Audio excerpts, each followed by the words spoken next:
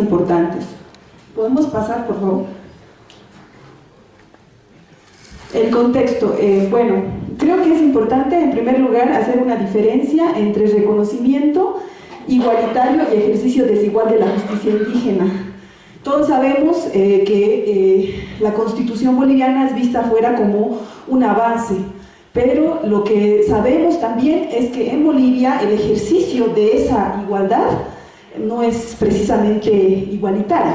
Entonces, por eso es importante en mi trabajo diferenciar, en primer lugar, entre lo que es reconocimiento de la igualdad y el ejercicio de la justicia indígena, para reflexionar Bolivia, ¿no? Entonces, ahí pongo, hay una ruptura del igualitarismo entre justicias. Estoy hablando de la ruptura que ha habido en la Constituyente. Ustedes saben que el artículo 179 reconoce la igualdad entre las justicias, pero lo cierto es que en el Congreso Constituyente, donde modifican 411 artículos, los partidos políticos le quitan contenido a esa igualdad jerárquica entre justicias, le quitan dos brazos. Un brazo, que aquí pongo en la lista, que es la composición paritaria del Tribunal Constitucional como el órgano máximo de control de constitucionalidad, debería tener mitad magistrados del sistema indígena y mitad magistrados del sistema ordinario. Eso se rompe porque no se habla de paritario, y la ley 027 lo reduce a al menos 2, y con eso se quita contenido de esa igualdad. Y el segundo elemento es la competencia. El constituyente dijo que la justicia indígena, que la justicia indígena tenía un amplio espectro de competencias, pero en la constituyente del Congreso más bien le quitan y ponen los 3 ámbitos de vigencia, y como ustedes saben, la ley de deslinde termina por consolidar esta desigualdad. Entonces, de los 3 elementos únicamente queda la igualdad jerárquica como un enunciado que yo llamo el enunciado del reconocimiento, pero no del ejercicio, ¿no? Esa diferencia entre reconocimiento y ejercicio es importante. Siguiente, por favor. El segundo elemento de mi análisis tiene que ver con el proceso postconstituyente. Evidente, en la constituyente ya se ha distinguido la diferencia entre reconocimiento y ejercicio, pero ¿qué es lo que ha pasado después de la constituyente en el andamiaje jurídico postconstituyente? Lo que ha habido es que, por un lado, pongo un ejemplo muy facilito. La ley de deslinde, en su artículo 5, habla de igualdad jerárquica. Es potente porque habla de pluralismo jurídico igualitario, pero en su artículo 10 pone límites arbitrarios al ejercicio competencial de la justicia indígena. Es decir, en una misma norma hay una especie de, yo le llamo dualidad, pero pueden llamarle esquizofrenia, porque también vemos ahí que por un lado se pone la igualdad con mucha fuerza, pero por otro se quita esa igualdad en el ejercicio. Esta dualidad en la norma, porque muchas veces ustedes escuchan en los discursos de que en Bolivia el problema es que los operadores de justicia no están aplicando el pluralismo jurídico, o hay monismo o mentalidad colonial. Puede ser, pero también es importante considerar que la propia norma establece límites, y eso es en la sustancia del proceso constituyente, no postconstituyente. Entonces, ahí tengo una balanza donde pongo claramente el pluralismo jurídico entre esa dualidad de límites e igualdad. Ahí pongo en cuestión el discurso y la realidad, si quieren, ¿no? Entonces, hay una diferencia entre conflictos de competencia y... bueno, esta dualidad no solamente se ve en la ley de deslinde, se ve en los procedimientos constitucionales, incluso se ve en la estructura del Tribunal Constitucional. Eso podríamos hablarlo más, pero no tengo mucho tiempo. Pasamos al siguiente, por favor.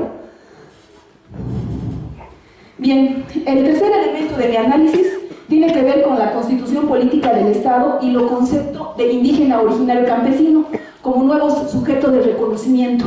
¿Quién reconoce a quién? Es decir, es el Estado quien establece un nuevo sujeto. Ustedes me dirán que el pacto de unidad, y hay unos antecedentes en el Congreso, etc. Pero lo cierto es que aparece esta fórmula indígena originario campesino. ¿Cuál es mi análisis de eso?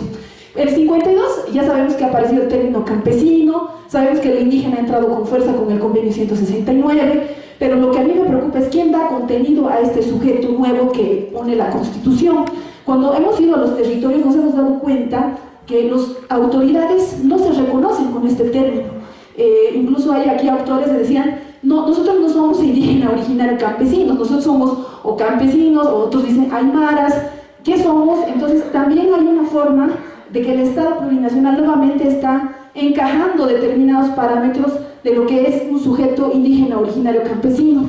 Y vamos a ver cómo se despliega eso en el trabajo de campo. Siguiente, por favor. Bueno, ¿cuál es la ruptura conceptual que yo he planteado en mi trabajo? Normalmente la norma y algunos autores, entre ellos Raquel Irigoyen, Adonón, Boaventura de Sousa, incluso hablan sobre pluralismo como una coexistencia. El pluralismo es que coexisten varios sistemas jurídicos. Otros hablan de que esta coexistencia debería ser igualitaria, entre ellos está Walsh, incluso autores bolivianos puse ahí como Pazzi, que debe haber igualdad. La ley 027 habla de igualdad. Entonces los conceptos están siempre atravesados como si el pluralismo fuera coexistencia e igualdad. Pero yo he encontrado que también hay otros autores que dicen que no, que más bien el pluralismo es una multiplicidad de prácticas, no solamente es coexistencia, sino que es mucho más complejo. Y en eso retomo a Wolfmer, que habla sobre multiplicidad de prácticas intervenidas por conflictos y consensos. ¿Qué me dice esto?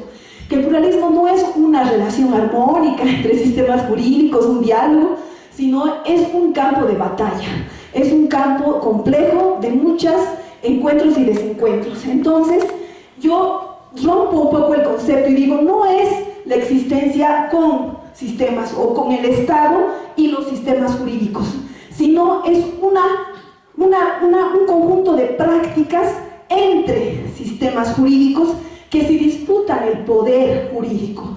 Y yo lo que quiero hacer ahí es una distinción a partir de esos autores entre pluralidad y pluralismo jurídico. La pluralidad, todo el mundo ya ha dicho aquí, es la coexistencia. No se puede definir el pluralismo como coexistencia. Se tiene que definir el pluralismo como dinámicas de ejercicio, tensiones y disputas en los escenarios de ejercicio, en los escenarios de la producción del derecho, en esas luchas de legitimidad y validez. Ahora entendemos el pluralismo como un campo de batalla jurídica donde es importante saber quiénes son los actores, porque a veces hablar solo de coexistencia se aparece como que se difumina la verdadera realidad de los sistemas jurídicos. Siguiente, por favor. ¿Cuál es la hipótesis que yo he planteado?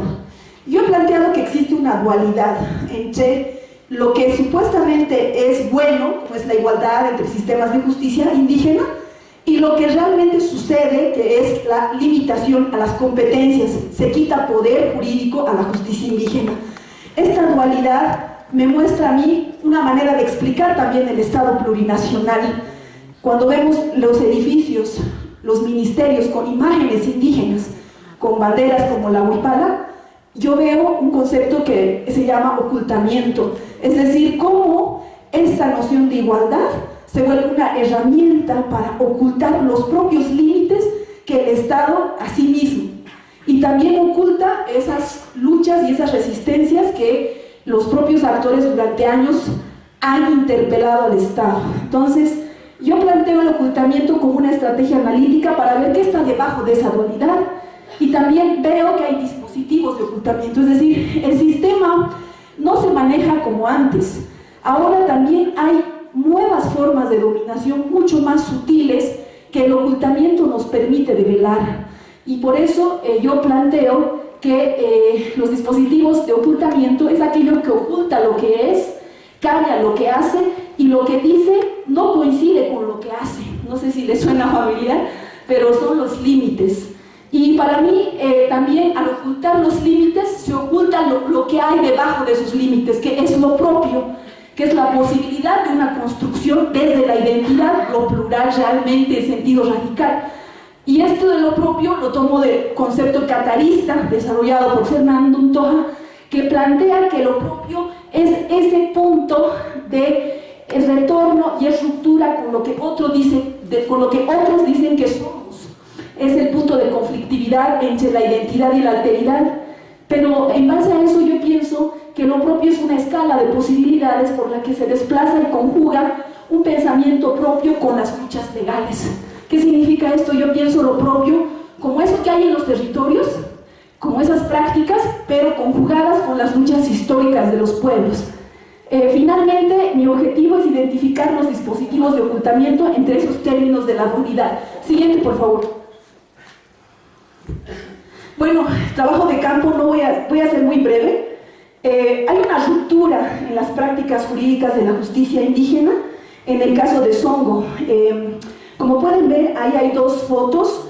Uno es como el diálogo en el territorio y otro es en el tribunal. En esas dos fotos están funcionarios del Tribunal Constitucional. En el primero, técnicos de la unidad de descolonización, y en el segundo, magistrados.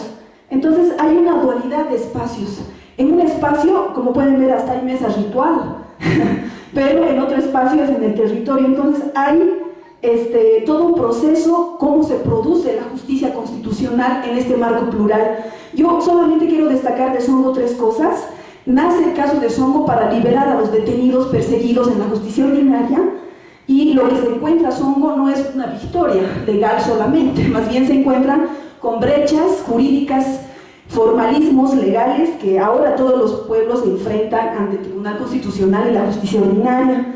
Entonces hay un despliegue de apertura en ciertos momentos. El tribunal quiere saber cómo es el pueblo indígena, pero también hay espacios de cierre que genera nuevos compartimientos y divisiones entre esa dualidad, entre igualdad y límites. Un ejemplo de la dualidad: una vez he ido a una reunión y un juez agroambiental se ha quejado porque ha dicho: yo he dado competencia a la justicia indígena y me han botado de mi cargo. Y en ese mismo espacio estaba la unidad de descolonización, nosotros, yo estaba como técnico, y ellos decían: vamos a abrir el tribunal a los pueblos indígenas. Entonces imagínense, hay una dualidad ahí constante. Siguiente, por favor. Miren, aquí tenemos otra dualidad. Aquí está el espacio del ritual indígena en la audiencia. O sea, todas las audiencias, aunque sean coloniales, empiezan con un ritual indígena, en la justicia constitucional también. Y al lado tenemos el ritual jurídico positivista, también con todos sus ritualismos, donde lo que está en el documento es lo que vale, más allá de la verdad verdadera, nos va a decir Castoriadis. Pasamos al siguiente, por favor. También ahí vemos una reunión de un funcionario del tribunal explicando a los indígenas sobre los derechos humanos, pero los indígenas le dicen: ya son 6 meses que no sale nuestra acción de conflicto de competencias y hemos venido a reclamar eso, ¿no? Entonces ahí también ven una gran dualidad. Y lo mismo en el caso de Titiamaya, que habló ya Amy, de Inquisivi, que esperaron 1 año y medio para que, no, 1 año para que solo se admita la causa, y otro año y medio para que salga su conflicto de competencias, 2 años y medio. Siguiente, por favor. ¿Y qué he visto yo en los territorios? He visto también lo propio. Yo les he dicho que el ocultamiento no solamente oculta sus límites, también oculta lo propio, esa posibilidad radical. Y lo propio está expresado en eso que he dicho. Ese tribunal mixto de justicia de Inquisivi, por ejemplo, es una forma en que las justicias desde el territorio se van autodeterminando y construyendo por sí mismas. Este tribunal es sindicato yayo y abarca toda la provincia. Es el primer tribunal que tiene una estructura jurídica desde la provincia hasta el último año, y es increíble el desarrollo jurídico que ha creado este tribunal, y es colegiado. Entonces hay una posibilidad de lo propio más allá del Estado, porque este tribunal se ha constituido rompiendo sus propios límites y rompiendo los límites del Estado plurinacional. Siguiente, por favor. Otro elemento de lo propio son los consejos amáuticos de justicia. Increíble, esta denominación indígena, originario, campesino no ha sido apropiada por todos los actores. Hay más de 100 consejos que se han llamado amáuticos, y si ustedes leen el libro de Guarizata de Lizardo Pérez, van a encontrar una linda referencia a los consejos amáuticos y cómo las autoridades están reconstituyendo este proceso. Es muy interesante, y agradezco mucho la presencia de Beatriz de Canapucara, que está aquí, y los otros hermanos que son los que están impulsando este proceso. Pero lo interesante de esto es cómo estas autoridades, ahí tienen una foto de la Casa de Justicia del Consejo Amáutico de Justicia. Si bien ahora le dicen GIOC porque la Constitución te obliga a ponerlo GIOC, pero ellos han puesto su propia denominación a un proceso de lucha jurídica de hace ya por lo menos 5 años. Y esto es lo propio que se está ocultando con estas dinámicas de ocultamiento. Siguiente, por favor. Derecho propio, visión. Derecho propio. También se oculta el derecho propio, porque hay una visión del mundo y sentidos de justicia que ni el propio Tribunal Constitucional puede descifrar con los peritajes. Y yo puse como ejemplo el AFTAPI, porque el AFTAPI es una norma social, no solamente es un ritual o una cosa que el gobierno usa a veces, sino es una norma jurídica instituida como lo que he puesto aquí, como una reproducción cultural que ni siquiera pueden incumplir los jueces. Un juez dice, yo no puedo rechazar un AFTAPI, aunque puede discutir su principio de imparcialidad, porque es una norma. Entonces, ahí está un derecho propio que tiene que reflexionarse. Hay muchos otros ejemplos. Siguiente, por favor. Y también hay un sentido histórico de lo propio. Cuando Songo recibe los expedientes, no recibe la jurisdicción indígena. Lo ponen en el aguayo, no se lo agarra una autoridad. ¿Y el aguayo qué significa? En sentido profundo, que aquí que hay indianistas, cataristas. El aguayo significa también una concepción histórica de lucha, ¿no? Afortunadamente no está tan utilizada, instrumentalizada como la huipala. Todavía el aguayo se puede reflexionar, y el aguayo para mí en un sentido profundo es devolverle la competencia a una nación que históricamente ha luchado. En el caso de Songo, desde la colonia, las luchas de Gabriel Guaynaquiles son un antecedente. 3 diapositivas más y acabo, por favor, el siguiente. Inquisive igual es un ejemplo. Esta es una audiencia pública en el territorio y es increíble cómo han hecho su inspección ocular y cómo han resuelto un conflicto de límites entre 2 comunidades. Siguiente, por favor. Conclusiones. Bueno, yo como conclusión puedo manejar una metáfora que llamo la metáfora del sombrero desgastado, que cuando yo trabajaba en el Tribunal Constitucional, muchas mujeres quechuas siempre pasaban y se arrodillaban frente a las puertas del tribunal, casi así, ¿no? Así como haciendo una oración, y decían que ojalá sus hijos y sus nietos nunca pasen por ese tribunal. Y ellas cuentan que pues desde la colonia todos los indígenas o aymaras quechuas se tenían que sacar el sombrero frente al doctor, y se tenían que sacar tantas veces que hasta estaba usado el sombrero. Entonces esta metáfora explica las relaciones coloniales entre abogados e indios, vamos a decir, y pues nos permite también mostrar cómo esas relaciones coloniales subsisten. Y yo voy a plantear solamente de todo lo que he desarrollado en la tesis 3 puntos de cuáles son esos dispositivos de ocultamiento. Un dispositivo de ocultamiento es el reconocimiento. El aymara, quechua, el indio se cree ampliamente reconocido en este estado, pero en la práctica su ejercicio no es igualitario. Creo que hay una definición muy verticalista entre Estado y pueblos indígenas. Y luego la pregunta de este ocultamiento es: ¿el reconocimiento, es necesario el reconocimiento del Estado para la autodeterminación? Es decir, hay una dualidad aquí entre reconocimiento y autodeterminación, y la autodeterminación no necesita el reconocimiento del Estado. El Consejo Amáutico se ha autodeterminado sin pensar en el Estado tal cual. Entonces, también hay una dualidad y un ocultamiento con la igualdad jerárquica. Es decir, hay igualdad jerárquica, pero como les dije, hay límites por debajo. Y se oculta lo propio al ver que hay competencias que las comunidades efectivamente ejercen, pero se los limita y se desconoce, ¿no? El control del plural de constitucionalidad es otro dispositivo de ocultamiento. ¿Por qué? Porque lo que pasa es que en todos los procedimientos de los indígenas en el tribunal, todos están ordinarizados. Es como hacer un proceso legal cualquiera.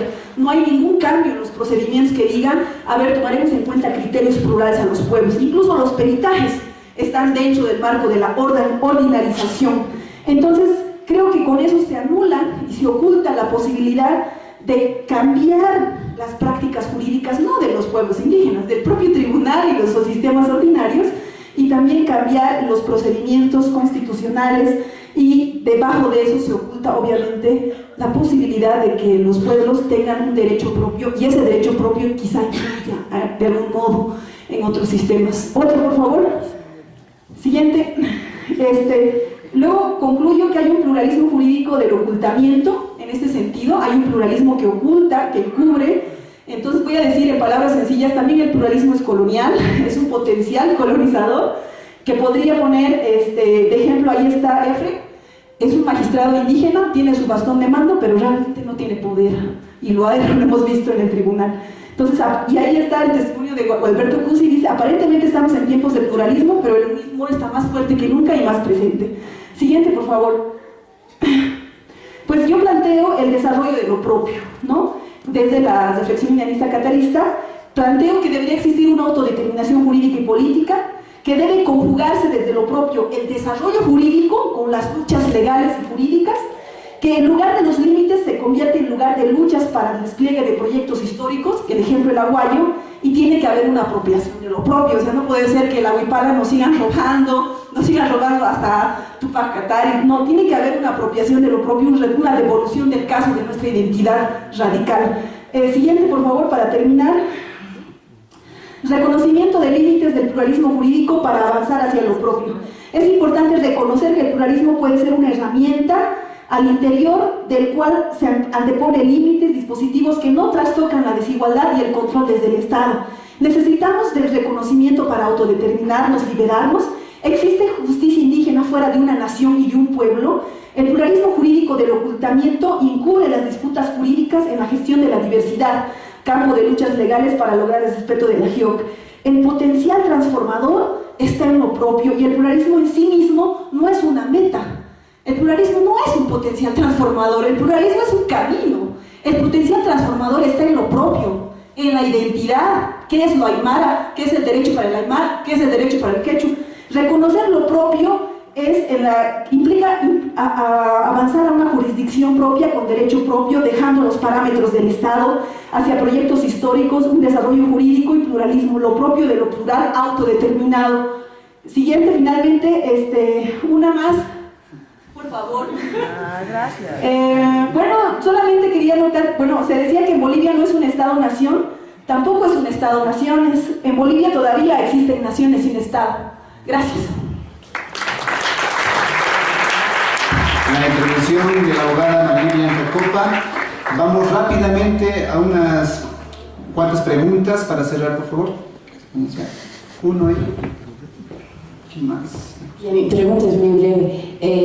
Ahora con el nuevo Tribunal Constitucional y a la cabeza de Petronilo Flores, ¿tú sabes si hay algunos cambios en todo lo que vas describiendo ahí de la organización del Tribunal Constitucional o según vos no mucho?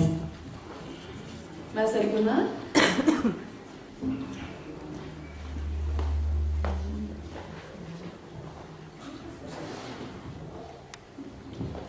Felicitaciones, es un lindo trabajo. Discúlpame, ¿cómo tú ves la evolución de este enfrentamiento para el futuro? Y otra cosa, Bolivia no es una flor de invernadero, estamos en un mundo global.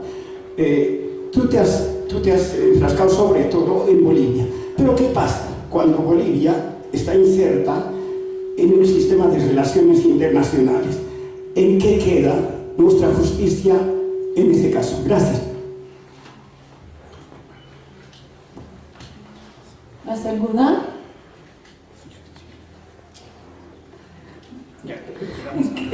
Qué buena la pregunta que me hizo, dice, porque no existe ya unidad de descolonización en el tribunal, ya no hay dos magistrados indígenas siquiera, ahora creo que solo, no hay ninguno, uno que se pone un chalequito, creo.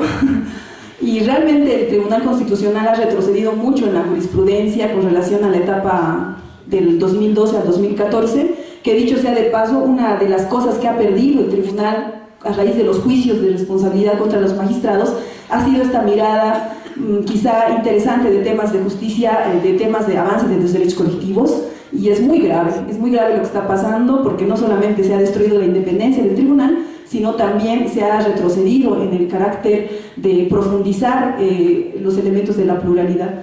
De lo global es también súper interesante porque creo que existe tres niveles: el nivel global, que tiende a desregular la norma del Estado, que tiende más bien a ampliar y que el Estado cada vez sea mucho más favorable a las empresas transnacionales, multinacionales, y los estados tienen sus normas más bien para abrir a ellos y cerrar a sus propios sujetos históricos, como en el caso de los indígenas, justicia y demás, ¿no? ¿Y qué pasa en esos escenarios de los territorios? Pues yo pienso que hay que romper la mirada de que la justicia indígena está dentro de un territorio, sino que la idea es cómo se disputa su poder jurídico frente a otras instancias, no solamente nacionales, sino internacionales.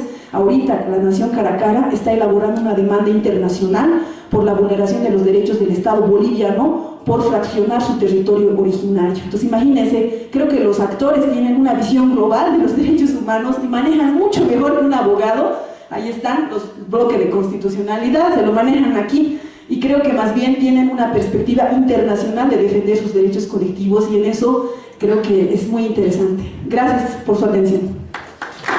Bueno, pedimos un fuerte aplauso a la abogada María Jacopa.